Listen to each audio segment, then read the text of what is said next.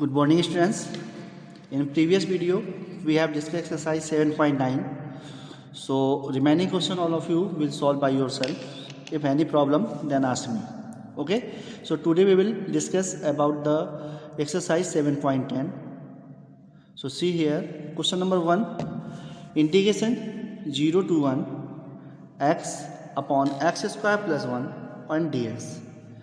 So ये आपको question वैसे ही समझ में आ रहा होगा जैसे हम लोगों ने इंडेफिनेट इंटीग्रल में क्या किया था, टी सपोज करके सब्स्टिट्यूशन मेथड से सॉल्व किए थे ना वहाँ क्वेश्चन।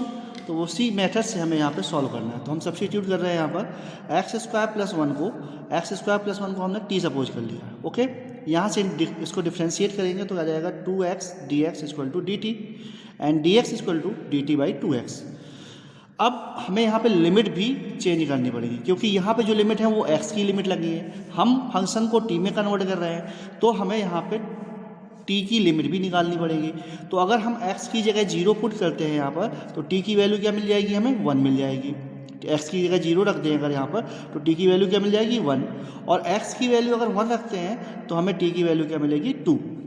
ओके, तो इस तरीके से हम x की लिमिट के करस्पॉन्डिंग t की जिस वेरिएबल में हम उसको कन्वर्ट करने वाले हैं उस वेरिएबल की लिमिट भी हमें फाइंड आउट करना पड़ेगा यहाँ। ठीक है, तो अब हमने क्या किया, अब हमारी लिमिट हो गई 1 से लेकर 2 और यहाँ पर x था और इसको हमने t सपोज किया तो t आ गया और dx की जगह dt बाई 2x हो गया। तो x से x कैंसिल हो गया तो 1/2 बाहर आ गया और 1/t का डिफरेंशिएशन इंटीग्रेशन करेंगे तो क्या हो जाएगा log t। ओके, तो ये log t हो गया। अब हमने यहाँ पर लिमिट लगा दी 1 से लेकर 2। अब पहले अपर लिमिट अप्लाई करते हैं फिर लोअर लिमिट माइनस टाइम। तो अपर लिमिट 2 है तो log of 2 minus log of 1, और log ऑफ 1 की वैल्यू क्या होती है, हमेशा 0 होती है, ये आप लोगों को पता है।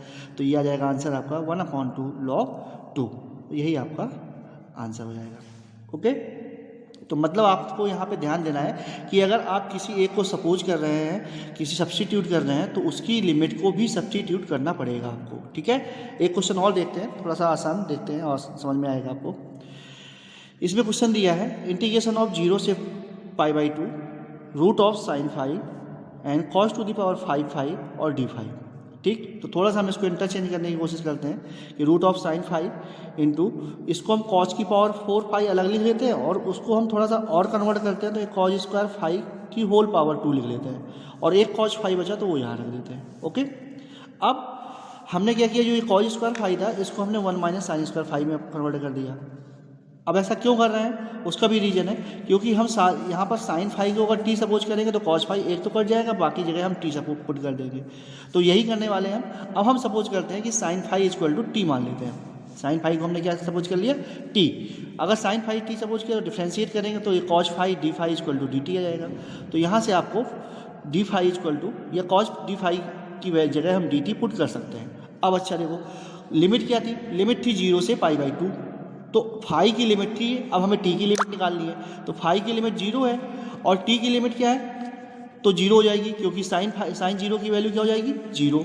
अगर हम फाई की वैल्यू π/2 रख पुट करते हैं तो फाई की वैल्यू π/2 पुट की तो साइन π/2 की वैल्यू क्या हो जाएगी 1, तो टी की वैल्यू 1 हो जाएगी। मतलब लिमिट हो जाएगी अब हमारी 0 से लेकर के 1। अब ये लिमिट हो गई, इसकी जगह हमने रख दिया टी और ये हो जाएगा 1 माइनस टी स्क्वायर की होल पावर 2 और यहाँ cos d5 की जगह हमने dt पुट कर दिया। तो ये पूरा का पूरा क्या हो गया, t में कन्वर्ट हो गया। अब इसका होल स्क्वायर ओपन करते हैं तो 1 प्लस टी की पावर 4 माइनस 2t स्क्वायर और dt। Clear, so now see again. अब ये t की पावर 1/2 लिखा है तो t की पावर 1/2 का इससे मल्टीप्लाई कर देते तो t की पावर 1/2 प्लस t की power 9/2 minus 2 times of t की पावर 5/2 बन जाएगा। अब इसको हम क्या कर देते हैं, इंटीग्रेट करते हैं। जैसे इंटीग्रेट करेंगे तो t की पावर 1/2 से क्या आ जाएगा, t की पावर 3/2 अपॉन 3/2 प्लस t की पावर 9/2 था तो t की power 11/2 upon 11/2 minus 2 times of t की पावर 5/2 था यहाँ पर तो t की पावर 7/2 अपॉन 7/2। और ये हमने क्या किया, यहाँ इसमें लिमिट लगा दी 0 से 1। तो देखो 1 रखेंगे तो ये सब 1 की पावर बनेंगे तो सब 1 आ जाएगा। तो कुल मिलाकर यहाँ पे 2/3 आ जाएगा, 2/11 माइनस 2 टाइम्स ऑफ 2/7 ये आ जाएगा। 0 पुट करेंगे तो सारे टर्म्स 0 हो जाएंगे तो हमने सारी सिंपली 0 रख दिया यहाँ पर। इसको आप कैलकुलेट करेंगे तो कैलकुलेट करने पे आपको आंसर मिल जाएगा यहाँ 64/231। तो इस तरीके से आपको सॉल्व करना है। मतलब अगर आप चेंज कर रहे हैं, आप उसमें सब्स्टिट्यूट कर रहे हैं कुछ भी, तो फिर आपको लिमिट को भी सब्स्टिट्यूट करना पड़ेगा, ये ध्यान रखना है आपको। अगर लिमिट सब्स्टिट्यूट नहीं करते हैं तो फिर आपका आंसर जो आएगा वो गलत आएगा, और डेफिनेट इंटीग्रल में आंसर गलत नहीं हो सकता है कभी। जो एक फिक्स्ड आंसर होता है, जो भी आंसर आप निकालेंगे या मैं निकालूंगा या अगर कोई पर्सन निकालेगा, तो वो आंसर सेम मैच करने चाहिए। ओके, नेक्स्ट क्वेश्चन नंबर 3 भी देखते हैं। Integration of sine inverse 2x 1 + x², शायद याद आ रहा हो आपको। सब्स्टिट्यूशन मेथड में यहाँ पे हमने x की जगह tan थीटा पुट किया था, वही हमने यहाँ पे भी किया, x की जगह tan थीटा पुट किया, तो dx = sec² theta d theta हो गया। अब यहाँ लिमिट चेंज कर दी है, वहाँ हम यहाँ पे छोड़ देते थे, यहाँ से वैल्यू निकाल के रख लेते थे, लेकिन हमें यहाँ पे लिमिट की भी रखनी है। तो x की वैल्यू अगर 0 रखते हैं हम यहाँ पर, तो tan थीटा की वैल्यू क्या आएगी, वो भी 0 हो जाएगी। अगर x की वैल्यू 1 रखते हैं यहाँ पर, तो थीटा की वैल्यू π/4 हो जाएगी। तो अब लिमिट हो जाएगी हमारी 0 से लेकर π/4। साइन इनवर्स x की जगह tan थीटा रख देते हैं, तो 2 tan theta upon 1 + tan² theta into sec² theta और d थीटा, ये हो गया। इसके बाद आते हैं 0 से π/4 साइन इनवर्स, ये क्या हो जाता है, ये sin 2 थीटा का फॉर्मूला है, याद है आपको। 2 tan x sin 2x क्या होता था, 2 tan x अपॉन 1 + tan²x, तो वही है। तो यहाँ sin 2 थीटा बन गया ये, और sec² थीटा और d theta. Sine inverse sine theta मतलब थीटा बाहर आ जाएगा, तो 2 थीटा बाहर आया यहाँ पर, और sec² थीटा d थीटा। अब इसको इंटीग्रेट करेंगे, तो इंटीग्रेशन बाई पार्ट करना पड़ेगा, क्योंकि यहाँ फर्स्ट फंक्शन और सेकंड फंक्शन आइलेट के हिसाब से हम इसको फर्स्ट फंक्शन और इसको सेकंड फंक्शन सपोज करेंगे, क्योंकि ये ट्रिग्नोमेट्रिक फंक्शन है। तो ये 2 first function integration of the second function minus differentiation of the first function integration of the second function का होल इंटीग्रेशन, एक d थीटा और होना चाहिए यहाँ पर ऐसे, ठीक है। तो होल इंटीग्रेशन हो गया। अब यहाँ पे क्या आएगा, थीटा का तो थीटा आ गया, sec² थीटा का इंटीग्रेशन क्या होता है, tan थीटा माइनस थीटा का डिफ्रेंसिएशन थीटा के रिस्पेक्ट में करेंगे तो 1 हो जाएगा, और sec² थीटा का इंटीग्रेशन tan थीटा हो जाएगा, तो tan थीटा d थीटा आ गया। लिमिट हमने लगा दी 0 से π/4। ओके, तो फर्स्ट टर्म तो वही रहा, theta tan theta minus tan theta का इंटीग्रेशन किया तो ये हो गया log sec थीटा और π/4 और 0। ओके, अब हम देखते हैं यहाँ पर अपर लिमिट, तो अपर लिमिट रखेंगे तो π/4 और tan π/4 की वैल्यू 1, सो ये π/4 आ जाएगा, minus time log sec π/4, sec π/4 की वैल्यू क्या होती है, √2, तो log √2 हो गया। ओके, माइनस यहाँ पे अगर 0 रखेंगे तो ये तो पहला टर्म तो 0 हो जाएगा, यहाँ पर आएगा log sec 0 की वैल्यू 1 होती है, इसलिए माइनस टाइम log 1 आ जाएगा। अब log 1 की वैल्यू भी 0 होती है, तो सीधा हमने यहाँ पे 0 पुट कर दिया। अब ये इससे 1/2 पावर निकाल ली, तो 1/2 log 2 बन गया, ये 2 से मल्टीप्लाई कर दिया तो ये हो जाएगा π/2 माइनस log 2, और यही आपका आंसर हो जाएगा। क्लियर। तो क्वेश्चन नंबर 4 जो है वो आप लोग अपने मन से सॉल्व करिए, ठीक है। क्वेश्चन नंबर 5 जो है वो मैं थोड़ा सा फिर डिस्कस करता हूँ। क्वेश्चन नंबर 5 में दिया है इंटीग्रेशन ऑफ 0 से π/2, लिमिट लगी है sin x 1 + cos² x और dx, ठीक है। हम सपोज करते हैं कि यहाँ की cos x को हमने t मान लिया, इसका इंटीग्रेशन डिफ्रेंशिएशन करेंगे तो minus sin x dx = dt हो जाएगा।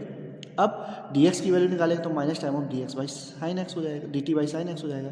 अब लिमिट भी चेंज कर दी, x की वैल्यू जब 0 है तो cos 0 की वैल्यू t मतलब 1 हो जाएगी, ठीक है।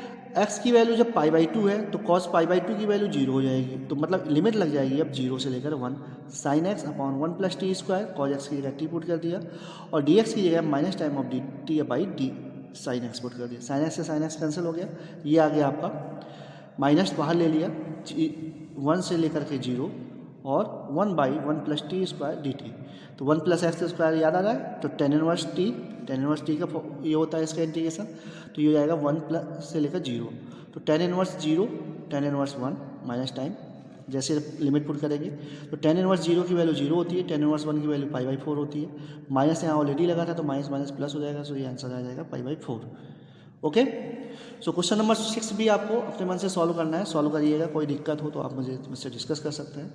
आगे आते हैं क्वेश्चन नंबर 7 पे। क्वेश्चन नंबर 7 में दिया है dx upon x² + 2x + 5x, तो ये इस तरह का क्वेश्चन आपने सॉल्व किया इनफिनिट इंटीग्रल में। आपने क्या किया था, पहले होल स्क्वायर जैसा कुछ बनाया था ना, तो वैसे ही यहाँ पे भी करना है हमें, x² + 2x + 1, यहाँ से 1 अगर ले लेंगे तो ये x + 1 का होल स्क्वायर, यहाँ बचेगा 4 को 2 का स्क्वायर लिख सकते हैं, ठीक है। अब यहाँ लेट करेंगे x + 1 = t, तो dx = क्या हो जाएगा dt।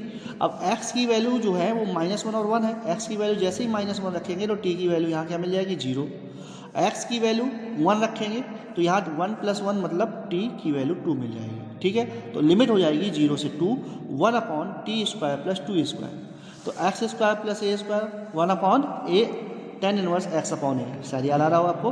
तो 1/2 tan इनवर्स t/2 और 0 से 2 हमने इसमें लिमिट अप्लाई कर दी। तो जैसे ही हम 2 रखेंगे तो 2/2 मतलब tan इनवर्स 1 हो जाएगा, 0 रखेंगे तो tan इनवर्स 0 हो जाएगा। तो tan इनवर्स 1 की वैल्यू क्या होती है π/4 और माइनस टाइम 0 तो tan इनवर्स अब हम यहाँ 1/2 से मल्टीप्लाई कर देंगे तो ये बन जाएगा π/8, ठीक है। तो इस तरीके से ये आपका एक्सरसाइज 7.10 के कुछ क्वेश्चन मैंने डिस्कस किए हैं।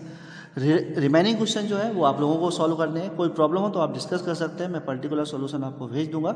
Okay, so thank you for today and have a nice day. और याद रखिए थोड़ा सा कल की क्लास में हम लोग डिस्कस करेंगे properties of the definite integral. तो थोड़ा सा आप लोग बुक से देखिएगा, उसके बाद कल हम उसको डिफाइन करेंगे तो उनको आपको समझ में बहुत अच्छे से आ जाएगा, क्योंकि प्रॉपर्टी ऑफ डेफिनेट इंटीग्रल आएंगी तभी आपको आगे की एक्सरसाइज बनेगी। So thank you for today and have a nice day.